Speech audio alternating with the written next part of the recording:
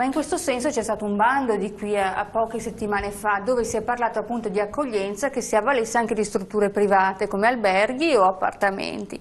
In questo senso la normativa è chiara nel voler distribuire o starà poi al singolo, dando quindi la possibilità di ricreare dei ghetti? Perché se il bando di per sé non prevede questo tipo di attenzione che lei giustamente dice, certo, una distribuzione capillare, ma può magari in un comune minore, con le nostre terme sono un esempio, sono comuni molto piccoli con strutture alberghiere molto importanti, allora se una struttura di questo tipo comincia ad accogliere senza una gestione politica di territorio, allora sì si viene a creare quello che è il timore che dicevano quei cittadini, un'altra via Anelli, è la gestione che deve prevenire, esatto, ovviamente certe tipologie, esatto, di fenomeno. C'è proprio bisogno di una gestione politica e di una gestione degli enti locali, quindi in particolar modo da parte dell'amministrazione comunale per quanto riguarda Padova, e poi a livello allargato c'è anche una regia regionale, ma in entrambi i casi, sia per quanto riguarda l'amministrazione comunale che quella regionale, mi sembra che questo ruolo non è stato esercitato. Perché dico questo? Perché questi amministratori, che poi sono entrambi della parte politica della Lega Nord,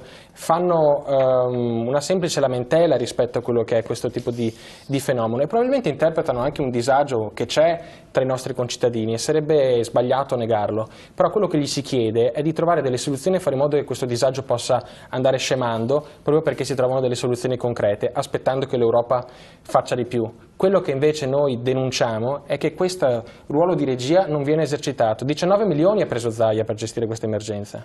La Serracchiani dice: nella mia regione, il Friuli Venezia Giulia, non abbiamo i problemi che ci sono in Veneto perché distribuiamo in tanti comuni e non c'è questa percezione da parte dei cittadini. Io non ho mai visto Zaia andare dai comuni a pianificare il sistema di accoglienza. È questo che denunciamo. Per prendere qualche voto in più si sta lasciando queste persone allo sbando senza un sistema di accoglienza reale e che funziona. Continueremo a denunciarlo e chiedere che la politica faccia quello che deve fare, cioè dire la verità e trovare soluzioni.